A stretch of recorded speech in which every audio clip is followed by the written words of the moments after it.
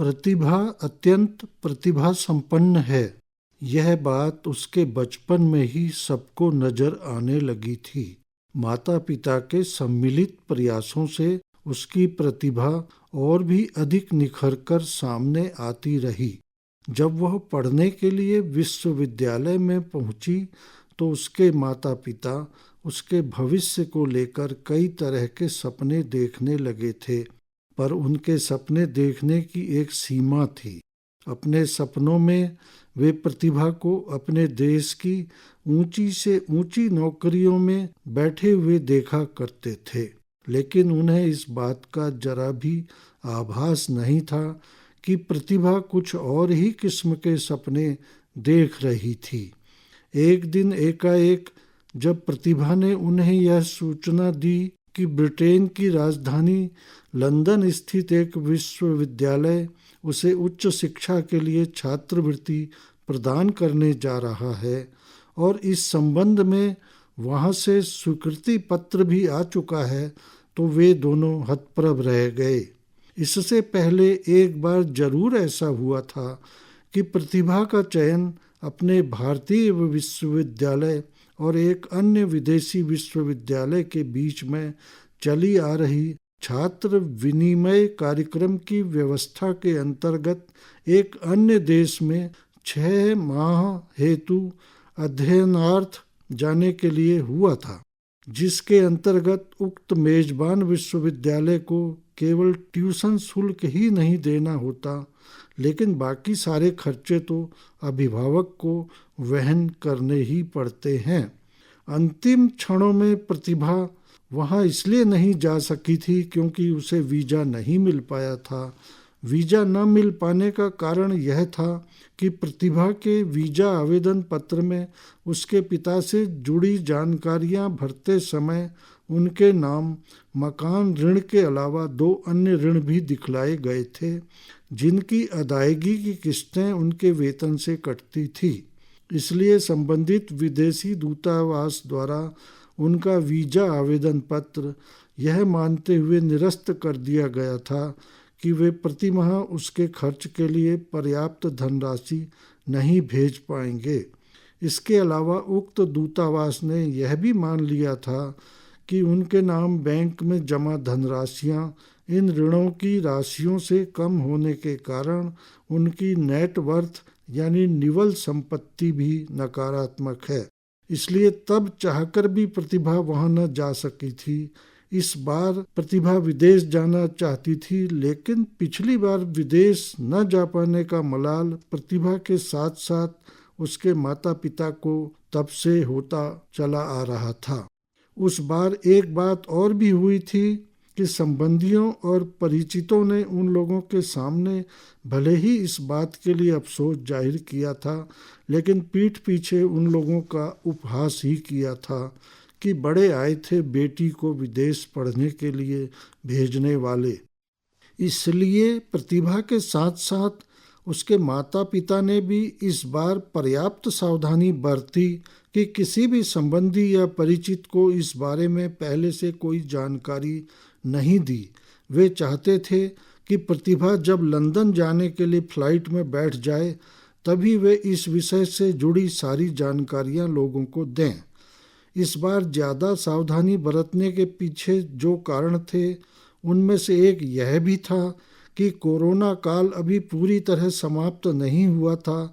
इसकी वजह से वीज़ा हासिल करने के लिए इंटरव्यू देने जाने हेतु दिल्ली या चंडीगढ़ तक जाना आना भी आसान काम नहीं था। वीज़ा यदि हासिल हो भी जाता तो भी यह खतरा निरंतर बना हुआ था कि यदि प्रतिभा के फ्लाइट में बैठने से 48 घंटे पहले करवाई गई कोरोना जांच की रिपोर्ट किसी कारण से नेगेटिव नहीं आई तो टिकट खरीदा हुआ होने के बावजूद वह फ्लाइट में नहीं बैठ पाएगी। उस स्थिति में भी लोगों के उपहास का विषय बनने से वे सभी बचना चाहते थे। प्रतिभा के छोटे भाई की अध्ययन की सुविधा को देखते हुए सेवानिवृत्त होने के बावजूद उसके पिता प्रदेश की राजधानी में किराए के उस मकान में ही रह रहे हैं जहां रहते हुए प्रतिभा ने यहाँ से पढ़ाई की थी। यह महानगर प्रदेश की राजधानी है, जहाँ कई विश्वविद्यालय हैं, जिनके प्रायः कई छात्र छात्राएं विदेशों में अध्ययन के लिए जाते रहते हैं। इसलिए यहाँ से निकलने वाले अखबारों के पत्रकारों के लिए इस तरह की खबरें ज़्यादा महत्व नहीं रखती और वे उन्हें छापते भी नहीं। लेकिन प्रदेश के जिस गांव में प्रतिभा के माता पिता का पैतृक घर है, उसके पास स्थित कस्बे के अखबारों के पत्रकारों के लिए यह एक महत्वपूर्ण खबर हो सकती है। यह बात प्रतिभा के पिताजी के मन में आई। इसलिए प्रतिभा को फ्लाइट में बिठाकर दिल्ली से लौटते हुए उन्होंने उक्त कस्बे के एक पत्रकार को फ़ोन पर यह जानकारी दी। तो उसने कहा कि प्रतिभा का एक फ़ोटो भी व्हाट्सएप पर भेज दीजिए, ताकि उसे भी इस खबर के साथ छापा जा सके। अगले दिन सुबह 8 बजे ही प्रतिभा के मामा और मामी का फ़ोन प्रतिभा के पापा के मोबाइल पर आ गया कि उन्हें अखबार में यह खबर पढ़कर बहुत खुशी हुई। अखबारों के संस्करणों का प्रकाशन और उन संस्करणों का वितरण भी कुछ वर्षों से जिलों की सीमाओं तक सीमित हो गया है।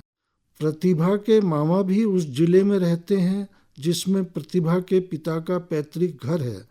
इसलिए उस जिले में वितरित किए जाने वाले अखबार के संस्करण में तो यह खबर थी, लेकिन राजधानी में वितरित होने वाले अखबार में यह खबर नहीं थी। प्रतिभा के माता पिता ने उनसे कहा कि वह आज के इस अखबार को संभाल कर रखें और जब भी उन लोगों से भेंट हो तो वे उन्हें वह अखबार दे दें। प्रतिभा के पिताजी संयुक्त परिवार से हैं। उस परिवार के कई सदस्यों ने भी गांव में वह अखबार पढ़कर उन्हें फ़ोन किया, बधाई दी कि उन्हें अखबार में यह खबर पढ़कर खुशी हुई। यह खबर एक नहीं बल्कि 2-2 अखबारों में मैं फ़ोटो छपी थी।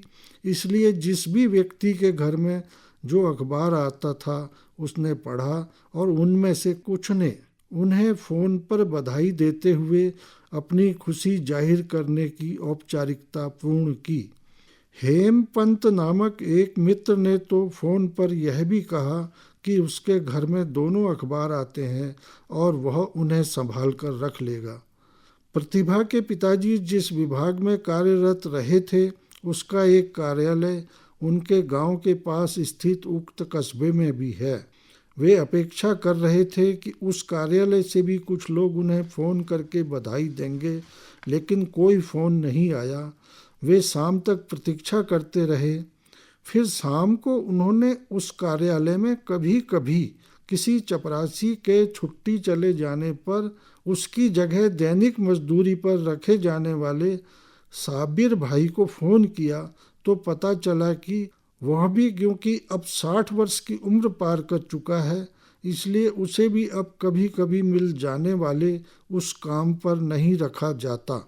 इसलिए उस कार्यालय में न जाने के कारण उसे अखबार में छपी खबर पता नहीं चल पाई। अब जब उसे इस बारे में हमने बतला ही दिया है तो वह दोनों अखबार किसी न किसी तरह से प्राप्त करने का प्रयास करेगा। वैसे अखबार तो वह पढ़ता ही नहीं क्योंकि अनपढ़ है। उसने कहा कि वह विभिन्न लोगों से मिलकर यह पता करेगा कि किन किन लोगों के घर में यह दोनों अखबार आते हैं। जिन भी घरों में यह अखबार आते होंगे उनसे संपर्क कर उन्हें अखबार में छपी खबर से संबंधित पूरी बात बतलाएगा और यह भी बतलाएगा कि इस बिटिया को तो मैंने नर्सिंग होम में उस दिन देखा था जब यह पैदा हुई थी। कुछ दिन बाद साबिर ने प्रतिभा के माता पिता को फ़ोन पर बतलाया कि उसने दोनों अखबारों की एक एक प्रति अलग अलग व्यक्तियों से मांगकर अपने घर पर बक्से के भीतर सुरक्षित रख ली है।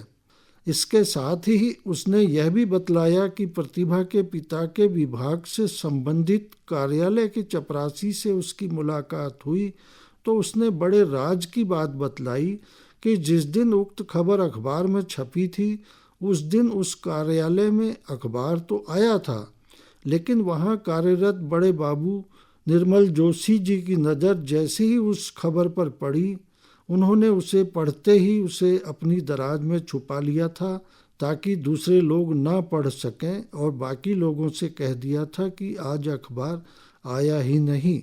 लेकिन यह राज कुछ दिनों बाद खुल गया था।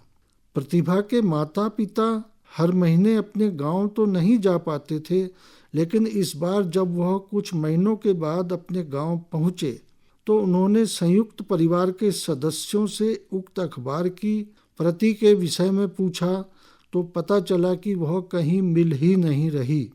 वह समझ गए कि उसे संभाल कर रखने की जरूरत ही नहीं समझी गई थी। इस प्रयोजन से वे तीनों प्रतिभा के मामा मामी की भव्य कोठी पर भी पहुँचे। वहाँ जाने से पहले उन्हें पूरा विश्वास था कि क्योंकि वे दोनों जने अच्छे पढ़े लिखे हैं और दोनों ही अच्छी नौकरियों में जिम्मेदारी वाले पद पर हैं, इसलिए उन्होंने तो अवश्य संभाल कर न सिर्फ वह अखबार रखा होगा, बल्कि जो अखबार उनके घर में नहीं आता है उसका इंतजाम भी आस पड़ोस से मांग कर लिया होगा। पर वहाँ से भी उनके हाथ निराशा ही लगी और मन में क्षोभ भी उत्पन्न हुआ। बहरहाल मिस्टर हेमपंत से तो वह पूरी उम्मीद लगाए हुए थे, क्योंकि वह लिखने पढ़ने में रुचि रखने वाले संवेदनशील व्यक्ति हैं। उनकी लिखी हुई 2 किताबें भी प्रकाशित हो चुकी हैं।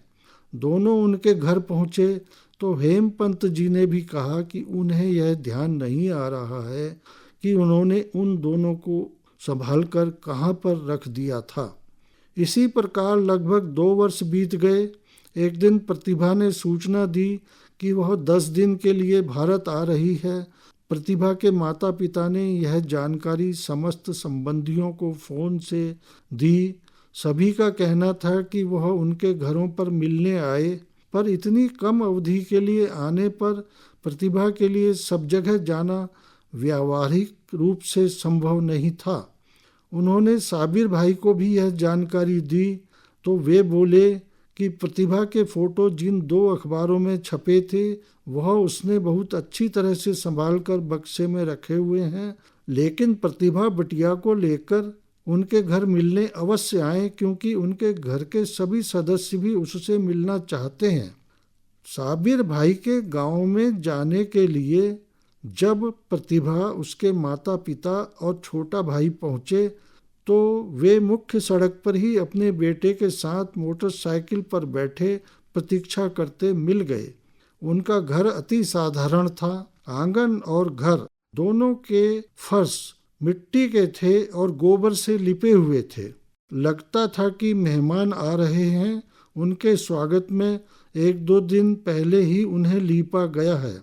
वहाँ बिटिया प्रतिभा के हाथों में दोनों अखबार थमाते हुए साबिर भाई के चेहरे से टपकती खुशी देखते ही बनती थी। साबिर भाई के सरल व्यवहार में झलके इस अपनत्व भाव से बिटिया प्रतिभा और उसके माता पिता तथा भाई के चेहरे भी खुशी से खिल उठे थे।